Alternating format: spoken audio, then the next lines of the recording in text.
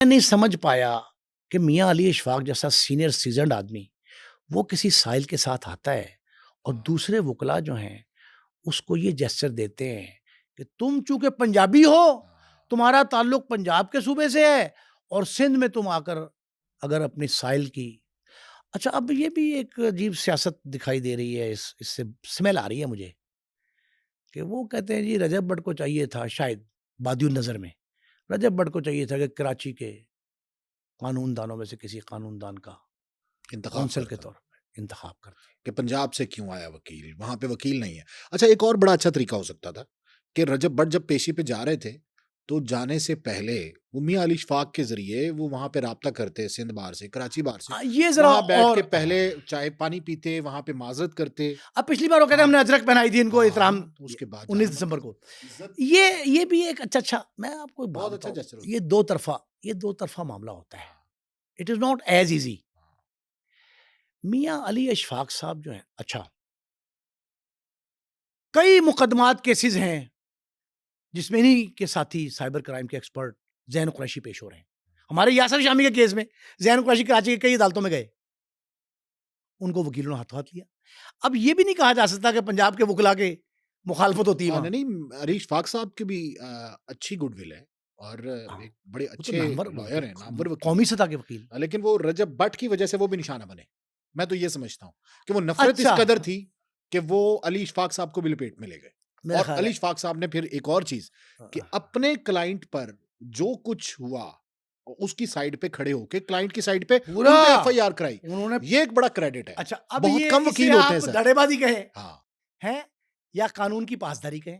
بہت کم وکیل ہوتے ہیں سر کہ کلائنٹ سے اس حد تک لگاؤ. انہوں نے اپنی کمیونٹی کے ساتھ باقاعدہ متھا لگا لیا ہے اور یہ پہلی دفعہ ہوا ہے.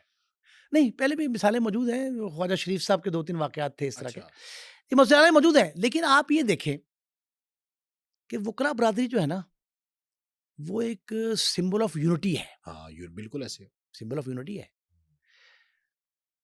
کراچی سے خیبر تک باقاعدہ ہڑتال کا جو اعلان کرتے ہیں نا. اچھا ایک اور بات میں ہڑتال سے مجھے ذہن میں آیا، جس روز یہ پیش ہوئے نا عدالت میں پرسوں، اس دن کراچی بار میں ہڑتال تھی. اور وہ ہڑتال جو ہوئی تھی نا، وہ ریاض سولنگی صاحب نے بتایا ہے کہ جی اس ہڑتال میں وکلا کو پیش نہ ہونے کا کہا گیا تھا. اب چونکہ ان کی تاریخ پڑی ہوئی تھی تو یہ روٹین میں چلے گئے. وہ اسپر آف دا مومنٹ فیصلہ ایک دن پہلے ہوا تھا بار کے ہڑتال کا. نہیں تو اس میں تو ججز بھی نہیں بیٹھتے اگر ہڑتال ہوتی ہے. یہاں پہ پنجاب بار جب ہڑتال کرتی ہے وکلا چلے جاتے ہیں گھروں میں، لیکن عدالت تو نہیں ہٹتی نا، عدالت تو برقرار رہتی ہے. اب ایک اور بات بتاؤں، یہ جو 506 لگی ہے نا رجب بٹ کے وکیل میاں علی اشفاق نے لگائی ہے سولنگی وغیرہ پہ 20-25 افراد پہ، اس میں 506 لگی اس وجہ سے ہے کہ انہوں نے ایک جملہ وکلا نے کہا جس کی ریکارڈنگ موجود ہے، رجب بٹ کے ساتھیوں نے کی ہوگی یا میاں علی اشفاق صاحب کے کسی جونیئر وکیل نے. وہ یہ کہتے ہیں کہ یہ ہم نے ٹریلر دکھایا ہے تمہیں کہ تم اگر ہمارے ساتھی کو کچھ کہو گے تو یہ پورے بار کی توہین ہے اور اس سے زیادہ تمہیں سخت سزا دیں گے ہم. یہ جملہ اب دیکھیں اس طرح کی بات جو ہے نا انتباہی ہے نا، تو وہ دھمکی آمیز لہجہ نہیں، یہ کوئی اور میں آپ کہیں تو کوئی مان بھی لے گا. قانون کے رکھوالے اس طرح کی لینگویج استعمال کریں تو مناسب نہیں ہے، غیر مہذب ہے. اچھا ایک اور چیز ہے، بہت سے ایسے وکلا ہوتے ہیں جو ڈن بیسس پہ کام کروانے والے ہوتے ہیں. مطلب پلیس کے کیس میں پولیس کے ساتھ مل کے لمسم کیا اور چلو ٹھیک ہے اتنے پولیس کو. یہ وہ میاں علی اشفاق صاحب تو پریکٹسنگ لائر ہیں اور ان کی پریکٹس تو مشہور ہے، منور ہے، اور پھر اس کے ساتھ ساتھ ایک بڑی اچھی فیس بھی بہت زیادہ ہے. اب فیس بہت زیادہ ہے لیکن صحافیوں کے لیے وہ فری ہیں.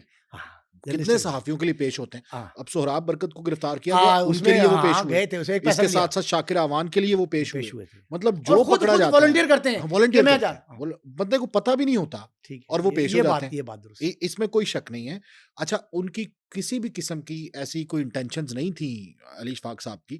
میرے خیال میں یہ بالکل آپ صحیح کہہ رہے ہیں، اسپر آف دا مومنٹ تھا کہ جی ٹھیک ہے گئے ہیں اور وہاں پہ حملہ ہو گیا. بہرحال جو کچھ ہوا انتہائی غلط ہے. اس میں وکلا کو بھی چاہیے کہ وہ قانونی راستہ اپناتے تو بہت بہتر ہوتا. اخلاقیات کا راستہ، قانون کا راستہ، اخلاقیات کا راستہ، تہذیب کا راستہ. دیکھیں وکلا کا کالا کوڈ جو ہے نا وہ صرف آپ کو انصاف نہیں سکھاتا، عدل نہیں سکھاتا، آپ کو اخلاقیات بھی سکھاتا ہے، تمیز بھی سکھاتا ہے، تہذیب بھی سکھاتا ہے، ثقافت بھی سکھاتا ہے اور ہر چیز کا دھیان رکھنے کا درس بھی دیتا ہے۔ بالکل ایسے ہے۔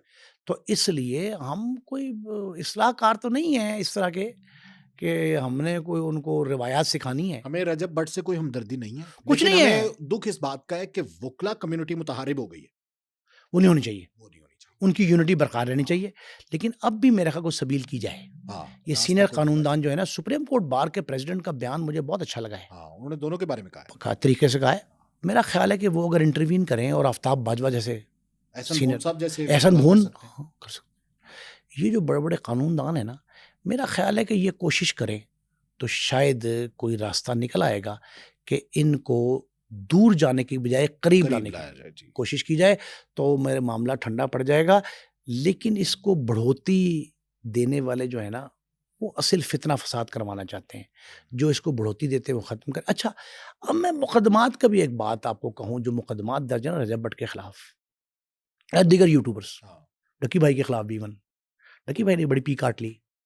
یہ جو مقدمات درج ہیں نا، ان پہ جو سمپیتھیٹیکلی ہمیں کوئی نہ کوئی رویہ اختیار کرنا چاہیے۔ ہم جذبات کی رو میں بہنے کی بجائے مخالفت میں، منافقت میں، بازی لے جانے کے چکر میں، چھوٹا موٹا مقدمہ ہوتا تو ٹھیک ہے سر، یہ توہین نہیں والا دیکھیں، میں آپ کو بتاتا ہوں، یہ سارے مقدمات کمپاؤنڈیبل ہوتے ہیں تقریباً۔ جو نان کمپاؤنڈیبل ہے ان کا بھی راستہ نکالا جا سکتا ہے، جو کمپاؤنڈیبل ہے وہ تو ہے ہی ہیں، آپ مل بیٹھ کے طے کر لیں۔ اور اگر کسی نے پہلی غلطی کی ہے تو اسے پہلی غلطی پہلا پھا نہ دیا جائے، اسے دوسرے غلطی کرنے سے پہلے سمجھا دیا جائے، موقع دیا جائے کہ وہ اپنے آپ کو درست کر لے۔ خدا بھی کہتا ہے آپ اللہ سے معافی مانگے گڑگڑا کے تو وہ آپ کی تکذیب بھی معاف کر دیتا ہے۔ ٹھیک ہے سر، بہت بہت شکریہ آپ کا نعیم مصطفیٰ صاحب۔ ناظرین، آج کا یہ پوڈ کاسٹ آپ کو کیسا لگا؟ کمنٹ سیکشن میں جا کر اپنی رائے کا اظہار ضرور کیجیے گا۔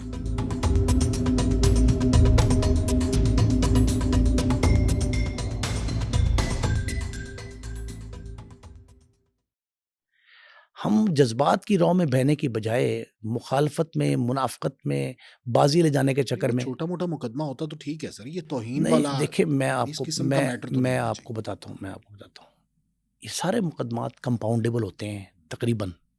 جو نان کمپاؤنڈیبل ہے ان کا بھی راستہ نکالا جا سکتا ہے، جو کمپاؤنڈیبل ہے وہ تو ہے ہی ہیں، آپ مل بیٹھ کے طے کر لیں۔ اور اگر کسی نے پہلی غلطی کی ہے تو اسے